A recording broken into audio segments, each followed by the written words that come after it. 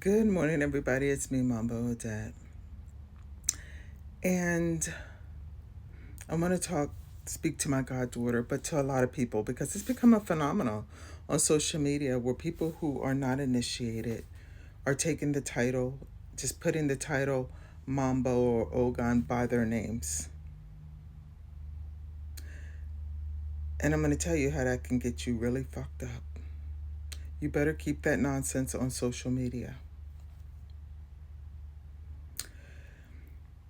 Hear me well. And I love my goddaughter. She waited for me to come back from Haiti. Had a little delay coming back.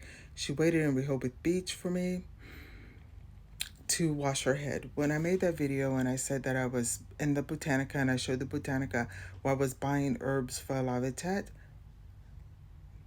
it was for her. Okay? So let's get into it. Basically, if you're not initiated, you're not a mambo. True and false.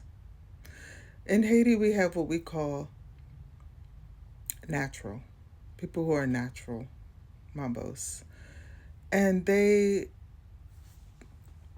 have inherited their loa through their family peristil, their family lakou, their family bloodline. And in Haiti, you may hear people say you serve the way your grandmother served.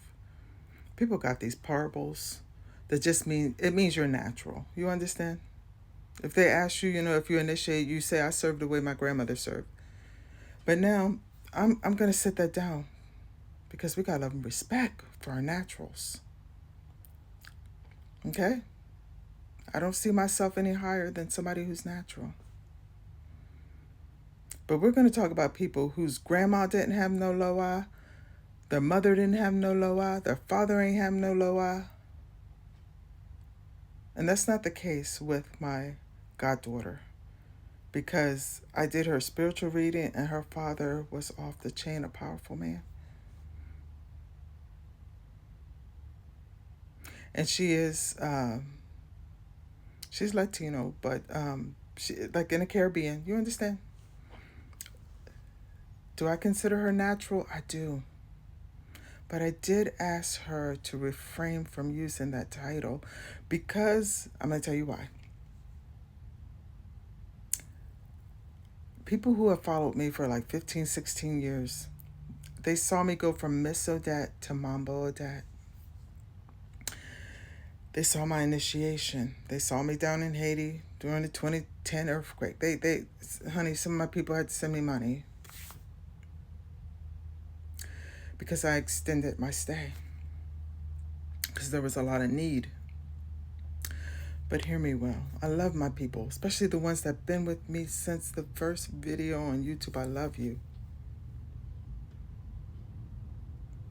But the title Mambo and Ogun cannot be thrown around lightly in Haitian Vodou, and I'm going to tell you why. Because, see, if you never see a picture of nobody in Haiti, in a temple, in a spiritual area, like Philamese, or it's up in Soto, or anywhere like that, you never even seen them there. Watch out, watch out. Because that's where your real test is. You know how many times I done been sitting up in somebody's peristyle and the spirit come and juke me. Somebody gonna hand you an asan and you better know how to use it. Even just getting my hair done. The little loctician, and he's quite educated. He's got several degrees and everything. I think he's working on his master's, but he's a little loctician. He ain't gonna leave his coin out, okay? So his wife come in with the baby and the mambo, the way Azali Dantor greeted me, I know two or three ways to greet her. You understand? And that comes from living in different departments, going to different peristils. And I'm going to tell you, the North Department is off the chain. Don't skip that, honey. But let's stay on topic because I'm about to go somewhere else with that. But let's stay on topic. And I hear that Latuponique energy.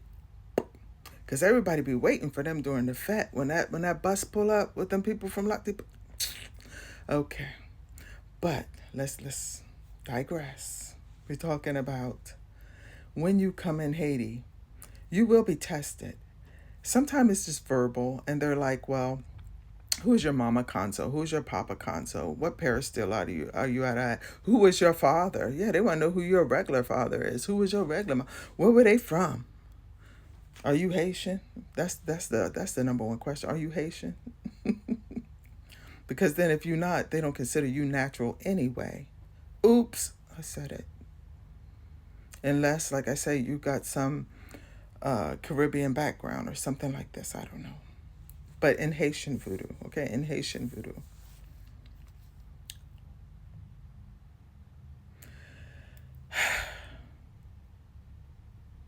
It's a phenomenon. You could put that you're the queen of the nation of Boo Boo on social media. It has no weight until you step down in Haiti. You could never come sit down in Philamese and stay there. You can never go sit down in Luvana and call yourself a Mambo and think nobody's going to come and test you. In Haiti, oh, you better stay on the internet with your nonsense. And another thing, when the spirit look at you, they know whether you're sick. When I was anemic, the spirit would tell me, different people, I never even seen you a day in my life. I'm just sitting in Haiti. You got something going on with your blood. Your iron is low. You need to eat this. You need to eat that. Your iron is low. And they were right.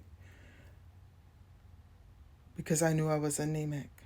So certain things, the spirit can look at you and know when you're sick. And they can know if you were born with an XY chromosome or what.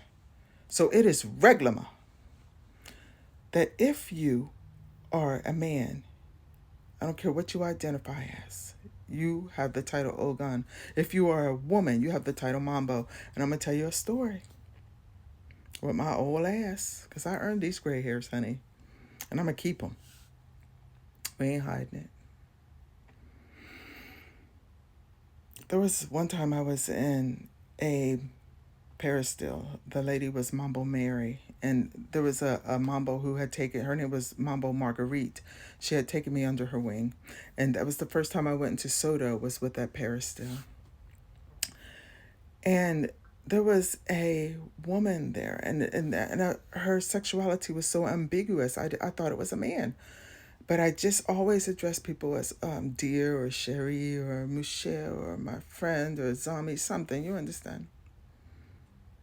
And the spirit does the same thing. The spirit doesn't call you by your name. The spirit might call you Belle Femme or Belle Garçon or something like that. But that's just the way I've always addressed people. And now I don't even like to use pronouns because, honey, everybody is kind of ambiguous. Not everybody, but a lot of people are kind of ambiguous. And clothes are unisex, shoes are unisex, perfume is unisex, hairstyles, honey. I seen some guy in Haiti had his locks done a certain way. I said, I want my locks like that. Hairstyles are unisex. You understand? But anyway, it was very ambiguous to me whether it was a man or a woman, and I figured it was a man until someone addressed her as Mambo. And then I knew it was a woman. She was a woman. Because it doesn't matter what you identify with in traditional Haitian voodoo. Because this is not a new phenomenon. This is something that's been going on since I was, can remember. But in traditional Haitian voodoo, and I'm sure before me, you identify as what your chromosome is, what you were born as. Point blank, period.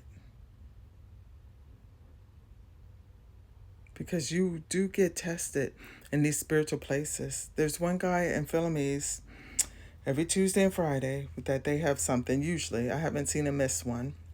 He will put on his dress for Philamese. One time he told his kids to sit down in my shop. I said, why they got to stay here? He put on his dress for Philamese and he goes and dances under her tree when they play the drums.